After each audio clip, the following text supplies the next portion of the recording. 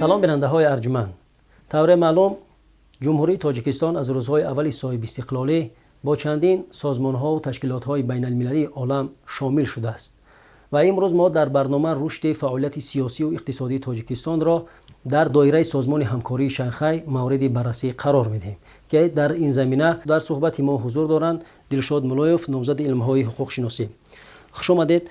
خب شما ببینید در عالم امروزه هر یک سازمان و تشکیلاتی که تأسیس می‌یابد به شک آن یک هدف‌های خویش را دارد. خب میگفتید که چی ضرورت پیش آمد که سازمان همکاری شانگهای عموما تشکیل شد و در همین مورد سازمان همکاری شانگهای یک معلومات مختصری برای بیننده عزیز ما پیشنهاد می‌کردید. موردی تذکر است که سازمان همکاری شانگهای این یکی از سازمان‌های با نفوذ منطقوی و فراملی بوده. اگر ما یک سیر تاریخی یا یک چشماندازی تاریخی داشته باشیم می‌بینیم که اون در اساس بالا بردن اعتماد بین دولت‌های مشخص روی کار آمده است یا که شکل گرفته است. هنوز از سال 1996 جهتی به راه ماندن همکاری‌های نزد مرزی و بالا بردن اعتماد در بین مرزهای دولت‌های سابق اتحادیه شوروی با جمهوری مردمی چین همین سازمان در شهر شانگهای برای کار اومد، یعنی که همین سازمان تو تشکیل یافت به اصطلاح. و ما هنوز تا سال 2001 میگفتیم که پنجگانه شانگهای به اصطلاح.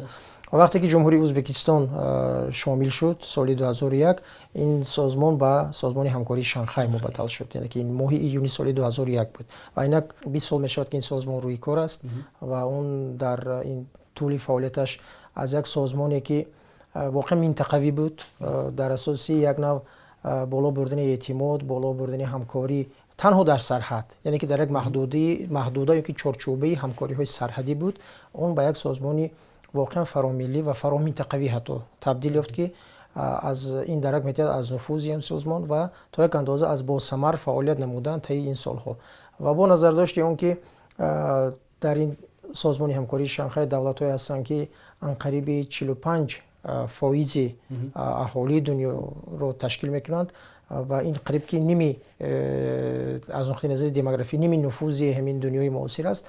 این سازمان به طریق ابجکتیوی هم از نقطه نظر حقوقی و هم از نقطه نظر عملی بعضی اون که سازمانی با نفوذ است یک سازمانی است که بدون مشارکت با آن حل مسائل های منطقوی، حل مسائل های اقتصادی، حل مسائل های سیاسی و حتی در بعضی موارد حل مسائل های نظامی نیست غیر امکان است. یعنی که ما در این 20 سال شهادت آن را می‌بینیم که یک تحولات خیلی حسنه را گذشت، یک تحولات را گذشت که بدون سازمان همکاری شانگهای امروز همکاری های منطقوی را تصور کردن غیر امکان است. در داخل سازمان همکاری شانگهای، در داخل منطقه آسیای مرکزی، در داخل منطقه اوراسیا حتی. و همین سازمان همکاری شانگهای یک ابزار یعنی که به اصطلاح اینسترومنت مبادل شد که اون توانست نه تنها دولت ها را به همکاری تقویت یا که تحریک دهد، بلکه توانست که یک ایده های مشخص، یک روحیه مشخص را شکل دهد که به اصطلاح در اون از اون همچون روحیه شانگهای نام میبرد. این هم باشد یک روحیه همکاری، یک روحیه اعتماد، یک روحیه از نقطه نظر دورنما مطرح نمودن مثلا امکانیت های همکاری بین دولت ها. یعنی که شما بینید که از یک در یک چارچوبه یک مسئله که جنبه های صفر محدوده و مشخصی قالبی داشت، یعنی که حل مسئله های مرزی و بالا بردن اعتماد در مرز، این سازمان به یک سازمانی فرامنطقوی، مثلا ما اگر بگوییم که سازمان منطقوی است خطا نمیکنیم. این سازمان از نقطه نظر فرض کنیم نفوذ حقوقی امروز در سازمان ملل متحد ثبت نام شده است. سازمان ملل متحد با سازمان همکاری شانگهای یک رابطه خیلی قوی رو براه مانده است که در بسیاری از مثلا سخنرانی‌های دبیر کل سازمان ملل متحد درباره عامل سازمان همکاری شانگهای صحبت کرده می‌شود که بدون فرضاً اگر تکرار نشود باید ابراز نماییم که بدون جلب نمودن سازمان همکاری شانگهای در مسائل منطقوی و حتی مسائل گلوبالی راه حل جستن گفتن ممکن است که غیر امکان است، اما دشوار است. به همین خاطر فکر میکنم که تاریخ اون رو نشان داد که شکل گرفتن این سازمان برای تحریک مناسبت‌های اقتصادی، مناسبت‌های سیاسی، مناسبت‌های گومانیتاری و روانی حتی از نقطه نظری روانی به هم آوردن مثلا منفعت‌های این دولت‌ها خیلی یک نقش بارز دارد و همین آنی که در این منطقه سازش ها است، گفت و شنید ها است و مثلا سال 2019 2020 که از نقطه نظری فرض کردیم پاندемия یکی از سالهای خیلی حساس بود، واقعا حساس بود برای تمام دنیا. همون روحیه شانگهای این هم که با یاری یکدیگر شتافتن، با یکدیگر مشارکت اقتصادی رو برپا کردن، مثلا هراس نداشتن، با یکدیگر فرض کردیم پیشنهاد نمودنی یاری و کمک‌های بشردوستانه در همین سازمان همکاری شانگهای. این فکر میکنم که نه تنها همون روحیه شانگهای است، این حتی فراتر از اون شده است، یعنی که در اون شکل گرفتنی یک روحی اعتماد و همکاری است. با نظر داشت اون که یک ویژگی های حسنه این سازمان همکاری شانگهای در اون است که اون به صاحب اختیاری دولت ها تعرض نمیکند. یعنی که اون مثلا به صاحب اختیاری دولت ها مثلا تهدید ندارد، برعکس اون در اون مثلا همون عامل صاحب اختیاری، یعنی سوورینیته دولت ها یکی از خطی سرخ اساسی است و بدون شک و تردید گفتن ممکن است که یکی از جنبه‌های خیلی مثبت فعالیت سازمان همکاری شانگهای این تحریک دادن مناسبت‌های حسنی اقتصادی و سیاسی و گومانیتاری در منطقه اوراسیا است. تشکر. خب شما در اینجا در موردی که همکاری ها گفتید در دایره سازمان همکاری شانگهای که به خصوص اون دولت هایی که در این سازمان اعضا هستند، تاجیکستان امروز یک جزئی بگیم که یک اعضای فعال این سازمان است. خب رابطه ها در چارچوب این سازمان، یعنی منظورم این که دولت هایی که اعضا در سازمان هستند رابطه های همکاریشون نسبت سالهای قبل تا کدام اندازه رشد کرده است و بیشتر شده است؟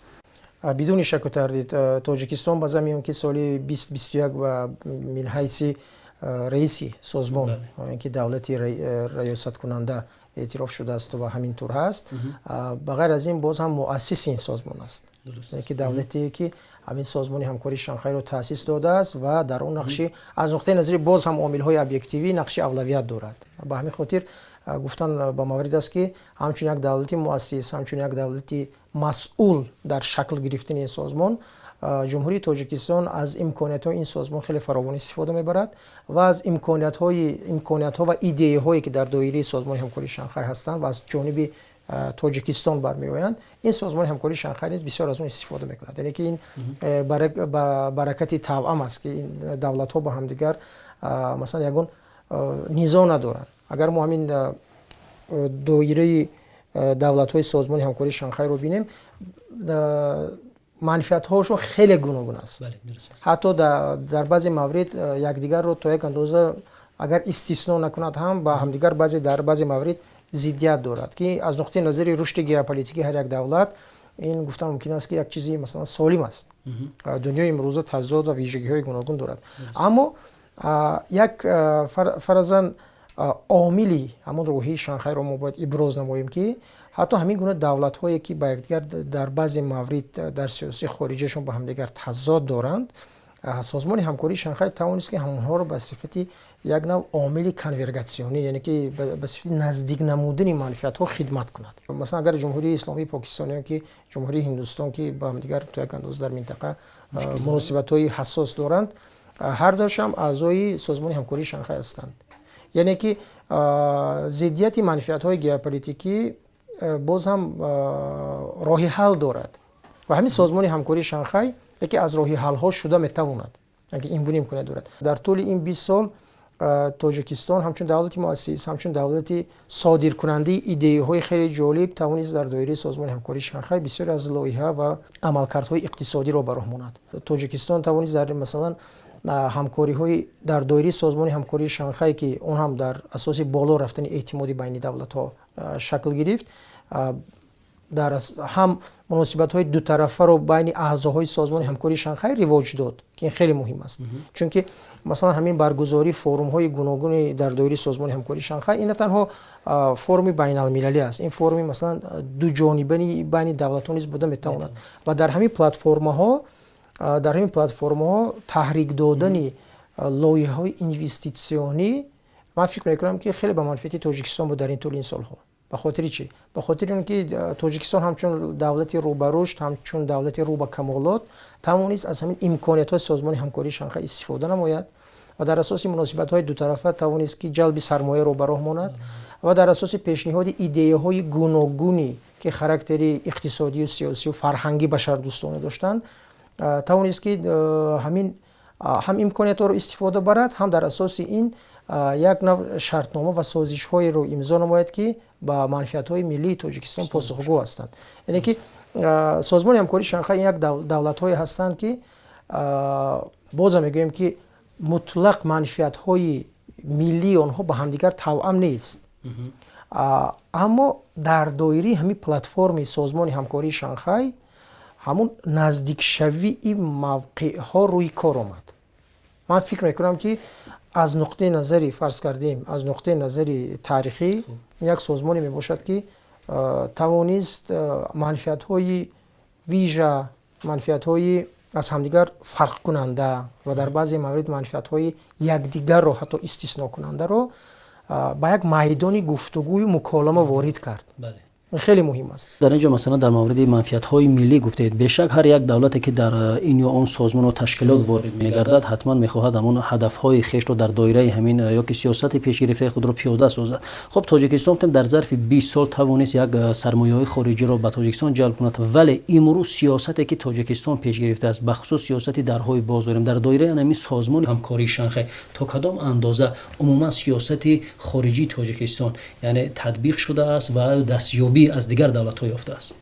بدون شک و تردید اگر مثلا این یک چیزی فکر میکنم که به طریق ابجکتیوی است که اگر یگان دولت بیند که در دایره دلخواه سازمانی که او شامل است منفعت‌های او برآورده نمی‌شوند یا اینکه موجودیت این سازمان با منفعت‌های پاسخگو نیست یا اینکه بودن این دولت در این دایره این سازمان پاسخگو نیست، او یک مثلا یک راه دارد از اون سازمان خارج می‌شود می‌براید به اصطلاحی و اونه که این سازمان 20 ساله شده است و اگر ما اون 5 سال دیگری که تاریخ داشت اونم اگر ما جمع کنیم میشود تاریخ قریب که 25 ساله دارد و در همین طول 25 سال من در یگون وسایط اخباری یا که در یگون گفتگوی اجلاس‌ها نشنیدم که سازمان همکاری شانگهای باید که از صحنه ژئوپلیتیکی دور کرده شود یا اینکه یگون دولت خارج شود یا اینکه مثلا همین سازمان در بالاش خطی بوتلون کشیده شود یا اینکه یگان آرمان‌ها رو برآورده نکرد یا اینکه کم ثمر است. برعکس درباره دیگر سازمان‌های منطقوی بین الملل این صحبت‌ها هست، اما درباره سازمان همکاری شانگهای اون قریب که نیست یا اینکه اگر باشد خیلی کم است. اینم درباره فکرهای عقیده‌های گوناگون. یعنی که منظور از گفته بنده این است که و همین سازمان همکاری شانگهای اگر به منفعت‌های ملی دولت‌های اعضا پاسخگو نباشد یا حتی ضدیت داشته باشد، دولت‌های اعضا حقی برآمدن دارند، اما همین سر و صدا نیست. برعکس برای شامل شدن به سازمان همکاری شانگهای در بعضی موارد حتی نوبت است. مثلا جهت تصدیقین باید ما ابراز نماییم که همین در سمیتی که ماه سپتامبر در دوشنبه برگزار می‌گردد قریب الوقوع بررسی عریضه جمهوری اسلامی ایران در نظر است که این برای شامل شدن به اعضایی کامل حقوق سازمان همکاری شانگهای، یعنی که این عریضه بررسی می‌شود و خیلی امید زیادی هست که اون مثبت قبول کرده می‌شود. گرچه جمهوری اسلامی ایران قریب 10 سال می‌شود که همچون دولتی ناظر است، دولتی ناظر است و بعد این شاید که همون پروسس یعنی که همون روند اشتراکی کامل حقوق شدن جمهوری اسلامی ایران روی کار باشد. بغیر از این باز یک چند دولت‌های هستند که من حیث ناظر برآمد میکنند. این هم نشان دهنده چی است؟ یگان دولت وقتی پرقیمت خود رو صرف نمیکند من حیث یک ناظر شدن یا که من حیث یک اعضا شدن یا اینکه همون ریسورس یا که ذخیره‌های بین المللی خود رو روی کار نمیبرد جهت شامل شدن به یگان سازمانی بین المللی. هستند در دنیای امروز صدها سازمان‌های بین المللی هستند که وارد شدن و خارج شدن از آنها خیلی راحت است. اما سازمان همکاری شانگهای یک طلبات یا یک اندیکاتورهای معینی دارد که دولت‌ها باید که به آن پاسخگو باشند. درست است. شما بسیار یعنی با یک باوری نسبت مثلا سازمان همکاری شانگهای حرف زدید و گفتید تا به امروز قریب که نشده است که مردم یا که کارشناسان مسائل سیاسی و عموما دیگر کارشناسان در مورد یعنی ضعیف بودند و در مورد صدا بلند کردن سازمان همکاری شانگهای آواز بلند کرده باشند، عموما در مورد بی‌مسئولیتی اگر گوییم، ولی در دیگر درست است که دیگر سازمان‌ها را ما بارها شنیدیم. خب چیزی دیگر در این جای این است که شما ببینید در آغازم یک اشاره کردید، گفتید در اول یک سمت اساسی همین سازمان همکاری شانگهای این یعنی نگرانده شده است به منطقه، یعنی که برای آسایشتگی سرحد و منطقه و امنیت منطقه. خب پس در اینجا میپردازیم به قضیه امروزه افغانستان که شما ببینید در یک حالت خیلی درگیری است و یک حالت حساس است و در مورد مثلا یک ناآرامی در افغانستان میتواند که از جمله تاجیکستان که هم سرحد با مسخره مرز نزدیک دارد به خصوص دیگر کشورهای همسایه. خب در همین زمینه سازمان همکاری شانگهای چه کارهایی را به راه مانده است و عموما یا نقشه دارند که برای مثلا بهسازی منطقه و برطرف کردن همین منطقه کاری را انجام دهند؟ بله، این بسیار سوال داغ است بدون شک، چون که همون تا یک اندازه همون منفیت‌های تضاد بودنی دولت‌های اعضای سازمان همکاری شانگهای را تا یک اندازه اوریون می‌سازد. دیگر مسئله است که تا این قضیه آخرینی که در افغانستان روی کار آمد شروع از مابین ماه آگوست و تا امروز دوام دارد، سازمان همکاری شانگهای در رئیسی دولت‌های گوناگون از آن جمله در رئیسی جمهوری تاجیکستان بارها درباره خطر، بارها درباره حل قضیه افغانستان از باراهای دیپلماتی سخنها گفتند و فکر میکنم که سازمان همکاری شانگهای از نقطه نظر دیپلماتی و سیاسی یکی از سازمان‌های خیلی فعال در منطقه جهتی به هم آوردن تمامی قوم و اقشار افغانستان است. و اگر ما یک سیر تاریخی باز به همون سمیت‌های سازمان همکاری شانگهای شروع از سال 2001 داشته باشیم، یگان مثلا سمیت یا اینکه اجلاسی سرانی دولت‌های شاس بدون مطرح نمودن مسئله افغانستان نگذشته است. اما متاسفانه از زاویه خطر، از زاویه نه از زاویه همکاری، نه از زاویه رشد. به خاطر چی؟ در اون جایی که امن نیست، در اون جایی که خطرزا است، همکاری رشد و رواج دادن غیر امکان است با ثمر. و از همین نقطه نظر فکر میکنم که همین اجلاس سنتیابری دوشنبهگی سازمان همکاری شانگهای جهتی به هم آوردن موقعها عائد به مسئله افغانستان خیلی تاریخی خواهد بود. این یک امتحانی هست برای دولت‌های اعضای سازمان همکاری شانگهای جهتی هم به هم نزدیک آوردن موقعها است، هم در اساس صمیمانه مطرح نمودن مسئله افغانستان است. به خاطر چی؟ اکثریت دولت‌هایی که در سازمان همکاری شانگهای هستند با جمهوری اسلامی افغانستان هم سرحد هستند. تاجیکستان، ازبکستان، هندوچین، پاکستان و اگر سنتیابر ایران قبول شود، اگر جمهوری اسلامی ایران نیست. یعنی که ببینید این به منفعت همین دولت‌ها است. چون که این همون در و خود افغانستان موقع جایگیر شویش در پیکری آسیا است، در دل آسیا است. اینجا اگر خطر باشد، اگر یگان کشور خود مطلق در امن حس کرده نمیتواند. اما سازمان همکاری شانگهای باید که در اینجا صمیمانه بررسی کند این مسئله ها را و اون دولت‌هایی که اعضای اینا هستند باید که در اساس حل نمودن قضیه افغانستان با راه‌های هم دیپلماتی هم در اساس عدل سالاری کوشش کنند. اگر افغانستان مثلا منبع خطر باشد، اگر دور نیست اون روزی که این خطر کوچد به همسایه ها. اما برای من فکر میکنم که باید که دولت‌های اعضای سازمان همکاری شانگهای موقع خود را وابسته به افغانستان نزدیک سازند. بعضی دولت‌ها همون بازی‌هایی که پسی پردگی دارند از اون دست کشند، چون که واقعا این بادوم شیر بازی کردن است. درست است. واقعا بادوم شیر بازی کردن است و در حالت خطر این میتواند که به دیگر دولت‌ها سرایت کند. علاج واقع پیش از وقوع است. تو اونی که اداره‌ای که در کابل امروز سر قدرت آمده است، مثلا اون سیمای حقیقی خود را دارد نشان دهد و اون تا اون وقتی که مثلا پرقدرت شدن و قدرتمند شدن با نظر داشتی اون که چقدر اسلحه و لوازمات در اختیارشون دارند، تا اون با قدرت شدن سازمان همکاری شانگهای باید که از یک موقع نمایندگی کند که موقع یگان دولت خاص نباشد، اما یک موقع بشردوستانه حسنه باشد، یک موقع باشد که به منفعت تمام قوم‌های افغانستان روانه شده باشد. که مثلا یگان کسی در اونجا حق انحصاری سازمان دادن حکومت نداشته باشد، چون که از نقطه نظر دموگرافی این علاقه خودش غیر امکان است. همین دموگراف ها، همین آنهایی که با نفوذ اهالی سر و کار دارند، با نفوذ اهالی مشخص افغانستان سر و کار دارند، خوب میدونند و خود در افغانستان نیز این خیلی واضح و روشن است که دیگر یگان قوم، دیگر یگان خلق در این 20 سال و 30 سال امروزه ҳаққи инҳисорӣ ё ин ки ҳамун 50% зиёда аҳолиро надорад. ман фикр мекунам ки ин бояд ки мавриди созмон додани як ҳукумати инклюзивӣ ба истилоҳ, ин ки ҳамашумул бошад, ки аз ҳама қавмҳо намояндагӣ кунад ва ин омили амну босуботӣ аст.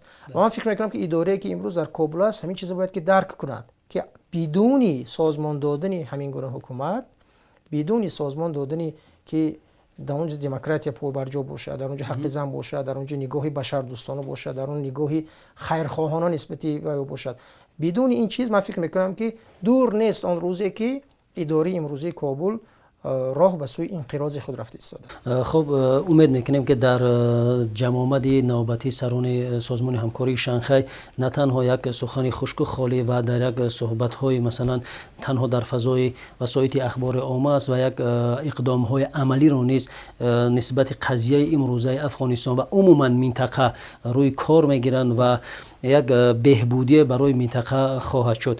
хуб, имсол чигунае ки гуфтем Тоҷикистон ки мизбони сарони ҳамин давлатҳои аъзои созмони ҳамкории Шанхай аст ва Тоҷикистон ки раиси ин созмонро имсол бар уҳда дорад. хуб, аз нигоҳи шумо дар ин муддат Тоҷикистон чӣ корҳоеро масалан ба анҷом расонид? вақте ки раёсатро ҷумҳурии Тоҷикистон аз Федератсияи Россия қабул кард, як рӯи кор овардани баъзе аз идеяҳо матраҳ буд.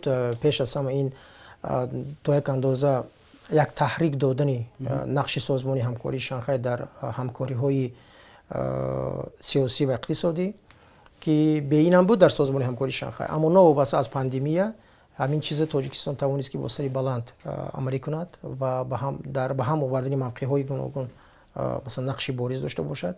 дигар масъалае ки Тоҷикистон ҳам эълон кард, ин тақвият додани ҳамкориҳои башардӯстонии фарҳангӣ. чунки дар дунёи имрӯз, дар давраи ҷаҳонишавӣ, танҳо иқтисоду сиёсат ба ҳам омаданаш кофӣ нест барои таҳрик додани ҳамкориҳои гуногун ҷабҳа. бояд ки ҳамкориҳои фарҳангӣ бошад, ба хотири ин ки агар давлатҳо аз нуқтаи назари равонӣ фарҳангӣ масалан ба ҳамдигар наздик набошанд, таҳрик додани ҳамкориҳои иқтисодӣ, сиёсӣ ва дар баъзе маврид ҳарбӣ техникӣ ғайриимкон аст. ба хотири чӣ? ҳамкориҳои масалан гуманитарию фарҳангӣ ин мавқеъҳои равонии давлатҳоро ба ҳам меоварад, як давлатҳоро ба якдигар муаррифӣ мекунад. ва ман фикр мекунам ки ҳамин чиз новобаста бозам аз он пандемия ки дар буд аз ҷониби мақомотҳои ваколатдори давлатӣ дар соҳаи фарҳанг, дар соҳаи илм, ҳамин кор тавонист ки як рӯҳии тоза ба худаш касб кунад. дигар масъала ин ривоҷ додани ҳамкориҳои сармоягузорӣ ки аз ҷониби Тоҷикистон бозам таҳрик дода шуд. ман фикр мекунам ки бидуни муболиға аст, бидуни муболиға ва таъриф аст. раёсати ҷумҳурии Тоҷикистон дар мисоли 2021 яке аз раёсатҳои муваффақтарин буд. агар мо бо раёсатҳои пешин қиёс кунем, масалан мо нақши ягон давлатро дар инҷа зери суоли он ки пас кардани нестем, аммо воқеан Тоҷикистон нишон дод ки як мотиватсияи густарда дорад, мотиватсия, як ҳавасмандии хосии сиёсию минтақавӣ дорад ва ҳамин тавонист ки дар доираи созмони ҳамкории Шанхай ба тариқи густарда ба роҳ монад. ман фикр мекунам ки ин дастовардҳои дипломатияи тоҷик аст, ин дастовардҳои имрӯзии Тоҷикистон аст ва бидуни шаку тардид гуфтан мумкин аст ки ҳамин чиз дар раёсати давлати масалан минбаъда метавонад ки як рӯҳияи хосро талаб кунад. бисёре аз ангеза ва тасмимҳое ки соли 2021 шуданд, онҳо тасмимҳое нестанд ки як бора масалан мева диҳанд, як бора фарз кардем натиҷа диҳанд. онҳо як тасмимҳое ҳастанд ки тарҳрезӣ шуданд, ангезаҳои он шаклсозӣ шуданд, онҳо шакл гирифта истоданд, онҳо ҳамчун идея фарз кардем дар ҳамон иҷросҳое ки дар созмони ҳамкории Шанхай ҳаст, ҳамчун идея парвариш ёфта истоданд. ва Тоҷикистон новобаста аз ин тавонист ки бо ҳамон идеяҳои худ ба шаклдиҳии ин созмон як рӯҳии тоза ворид кунад. гуфт ки фарз кардем ҳамин созмони ҳамкории Шанхай имрӯз ба тариқи объективӣ ба як созмони фаромилӣ дигар мубаддал шудааст. дидгоҳмон ҳамин гуна аст ки ҳатто давлатҳое ки имрӯз нозир ҳастанд аммо аъзо нестанд, бояд ки дар ҳалли масъалаҳои аҳамияти минтақавӣ дошта ҷалб карда шаванд. ин бисёр идеяи хуб аст. масалан дар бисёр созмонҳои байналмилалӣ мо мебинем ки давлатҳои нозир танҳо нозир ҳастанд. مثلا جمهوری تاجیکستان میخواد که همین ناظرها من حیث یک اکتورهای سیاسی منطقوی برآمد کنند که در همبستگی با دولت‌های اعضای سازمان همکاری شانگهای اونا یک رابطه حسنی سیاسی و حقوقی و اقتصادی را براه مونند و با نظر داشت اون که شاید که در دورنمای نه چندان دور این دولت‌های ناظر من حیث دولت‌های اعضا قبول کرده شوند و فکر میکنم که برای تیاری و آماده سازی سیاسی آنها و تشکیلی آنها یک خدمت باشد. این بسیار ایده خوب است. تشکر. خب شما در اینجا در مورد مثلا رابطه های فرهنگی بین دولت های اعضا گفتید که اینم از نگاهی مثلا امروزه خیلی خوب ارزیابی میگردد. مسئله دیگری که در اینجا مثلا ما مطرح میخوایم بکنیم این مسئله انمون نظامی و حربی است. خب تاجیکستان که در طول انمین اعضاگی در سازمان همکاری شانگهای همکاری های عموما بین المللی و نظامی خود را تا کجا مثلا خوب به راه ما و چه تحولاتی در این سمت به میان آمد؟ سازمان همکاری شانگهای این مثلا بلوک حربی سیاسی نیست. اگر ما ناتو رو همچون بلوک حربی سیاسی گوییم یک سازمانی حربی سیاسی گوییم، سازمان همکاری شانگهای اینطور نیست. اما همکاری های حربی تکنیکی در دایره سازمان همکاری شانگهای استثنا نیستند. به خاطر چی؟ به خاطر اونکه همون در سال 1996 محض همکاری های سرحدی که تا یک اندازه شامل همکاری های حربی سیاسی هستند اون با طریق تحریک دهنده و شکل دهنده سازمان همکاری شانگهای برآمد کرد. یعنی که همکاری های نظامی برای سازمان همکاری شانگهای یک چیزی نو نیست، اما اون در پوست که یا اینکه در همون صورت جلسه اجلاس های سازمان همکاری شانگهای نقش اولویت ندارد، اما در دورنمای خیلی معین اون میتواند که تغییر کند وابسته به وضع منطقه.